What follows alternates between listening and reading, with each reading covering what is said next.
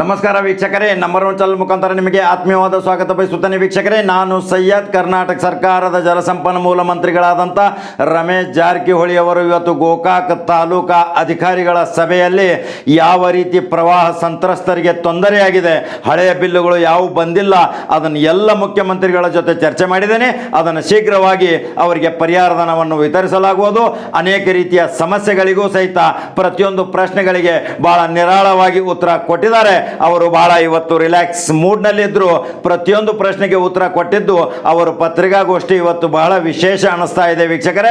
ಯಾಕಂದರೆ ಅವರ ಮಿತ್ರರಾದಂಥ DK ಶಿವಕುಮಾರ್ ಬಗ್ಗೆನೂ ಪ್ರಶ್ನೆ ಕೇಳಿದಾಗ ಅವನು ನನ್ನ ಹಳೆಯ ಮಿತ್ರ, ಅವನು ಬೇಗ ಶೀಘ್ರ ಗುಣಮುಖರಾಗಲಿ, ಅದನ್ನು ನಾನು ಪ್ರಾರ್ಥನೆ ಮಾಡುತ್ತೇನೆ ಅಂತ ಮಾನವೀಯತೆಯ ಸೌಜನ್ಯ ತೋರಿಸಿದ ರಮೇಶ್ ಜಾರಕಿಹೊಳಿ ಇವತ್ತು ಏನು ಮಾತಾಡಿದ್ದಾರೆ ನೀವೇ ನಮ್ಮ ದೃಶ್ಯದಲ್ಲಿ ನೋಡಿ ವೀಕ್ಷಕರೇ. ನಂಬರ್ ಒನ್ ಚಾನಲ್ ಫಾಲೋ ಮಾಡೋದನ್ನು ಮರೆಯಬೇಡಿ, ನಂಬರ್ ಒನ್ ಚಾನಲ್ ಸಬ್ಸ್ಕ್ರೈಬ್ ಮಾಡೋದನ್ನು ಮರೆಯಬೇಡಿ.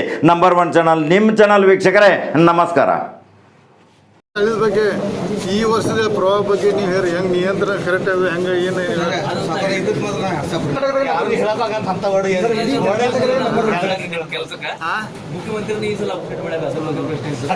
ಅವ್ರು ಮಾಡಲಿ, ನೀವು ಹೇಳಿ ಪತ್ರಕರ್ತ ಹೇಳಿ.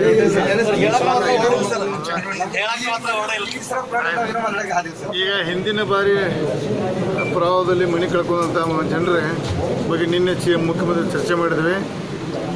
ಇಲ್ಲಿ ಬೆಳಗಾವಿ ಇರ್ಬೋದು, ಬಾಗಲಕೋಟೆ, ಆಲ್ಮಟ್ಟಿ ಸಹಿತ ಹಿಂದಿನ ಬಾರಿ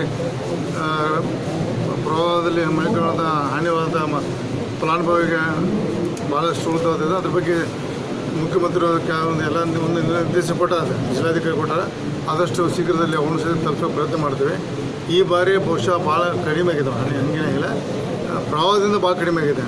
ಅತಿವೃಷ್ಟಿಯಿಂದ ಆಗಿರ್ಬೋದು, ಅಂದರೆ ಅದನ್ನು ಇನ್ನೂ ಸರ್ವೆ ಹಂತದಲ್ಲಿದೆ. ಬೆಳೆ ಹಾನಿ ಮತ್ತು ಮಳೆಯಿಂದ ಹಾನಿಯಾದಂಥ ಸರ್ವೇದಲ್ಲಿ ಅದು ಇನ್ನೂ ಪೂರ್ಣ ಬಂದಿಲ್ಲ. ಬಂದಂಥ ಪ್ರತಿಕ್ರಿಯೆ ಮಾಡೋದು ಒಳ್ಳೆಯದು. ಮತ್ತು ಈ ಸಲ ನಮಗೆ ನಮ್ಮ ರಾಜ್ಯ ಸರ್ಕಾರ ಮತ್ತು ನಮ್ಮ ಜಿಲ್ಲಾಡಳಿತ ಹೆಮ್ಮೆಯಿಂದ ಪ್ರವಾಹ ನಿರ್ವಹಣೆ ಮಾಡಿದ್ದು. ಒಬ್ಬ ಸಾಮಾನ್ಯ ಕ್ಲಾಸ್ 4 ತಿಳಿದು ದೊಡ್ಡ ಅಧಿಕಾರಿಗಳು ಭಾಳ ರಾತ್ರಿ ಆಗಲಿ ಒಂದು ಚಾಲೆಂಜ್ ತೊಗೊಂಡು ಇವತ್ತು ಪ್ರವಾಹ ನಿಯಂತ್ರಣ ಮಾಡಿದ್ವಿ. ಅದಕ್ಕೆಲ್ಲ ಜನ ಪ್ರಶಂಸೆ ಸಿಕ್ಕಿದೆ. ಅದೇ ರೀತಿ ಮುಂದಿನ ದಿನದಲ್ಲಿ ಇನ್ನೂ ಹೆಚ್ಚಿಗೆ ಕೆಲಸ ಮಾಡ್ತೇವೆ. ಮತ್ತು ಈ ಭಾಗದ ಕೋವಿಡ್ ಬಗ್ಗೆ ಈಗ ಜನರಿಗೆ ತಿಳಿಯಬೇಕು. ನೀವು ದಯವಿಟ್ಟು ನಿಮ್ಮದು ಭಾಳ ಪಾತ್ರ ಮುಖ್ಯ ಇದೆ.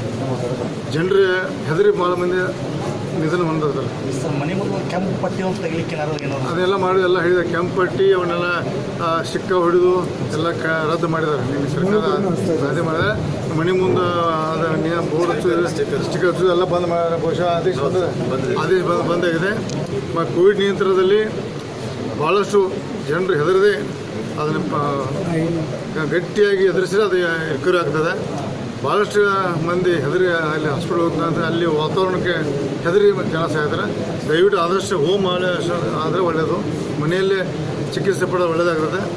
ಈಗ ಕೊರೋನಾ ಇನ್ನೂ ಬರುವ 2 ತಿಂಗಳಲ್ಲಿ ಭಾಳಷ್ಟು ಕಠಿಣವಾದ ಪರಿಸ್ಥಿತಿ. ಅದರಲ್ಲಿ ಸಮಾಜ ಮತ್ತು ಪತ್ರಕರ್ತರು, ಜನಪ್ರತಿನಿಧಿ ಎಲ್ಲ ಗಟ್ಟಿಯಾಗಿ ನಿಂತು ಸಮಾಜ ಸೇವೆ ಮಾಡ್ಕೊತ ಮನೆ ಮಾಡ್ಬೇಕು. ಗೌರ್ಮೆಂಟ್ ಹಾಸ್ಪಿಟಲ್ ಬೆಡ್ ಜಾಸ್ತಿ ಮಾಡೋದು. ನಮ್ಮ ಗೋಕಾಕ್ ಹಾಸ್ಪಿಟ್ಲ್ ಇಡೀ ರಾಜ್ಯದಲ್ಲಿ ಒಳ್ಳೆ ಥರ ನಡೆಸಿದಂಥ ಗೋಕಾಕ್ ಆಸ್ಪತ್ರೆ ಏನೂ ಬಹುಶಃ ಕಂಪ್ಲೇಂಟ್ ಬಂದಿಲ್ಲ. ಸಣ್ಣ ಪುಟ್ಟ ಆಂಬ್ಯುಲೆನ್ಸ್ ಸರ್ ಭಾಳ ಕಡಿಮೆ ಸರ್. ಇಲ್ಲಿ ಸೀರಿಯಸ್ ಪೇಷಂಟ್ದಾಗ ರಾತ್ರಿ ಆಂಬ್ಯುಲೆನ್ಸ್ ಅವಶ್ಯಕತೆ ಭಾಳ ಇದೆ.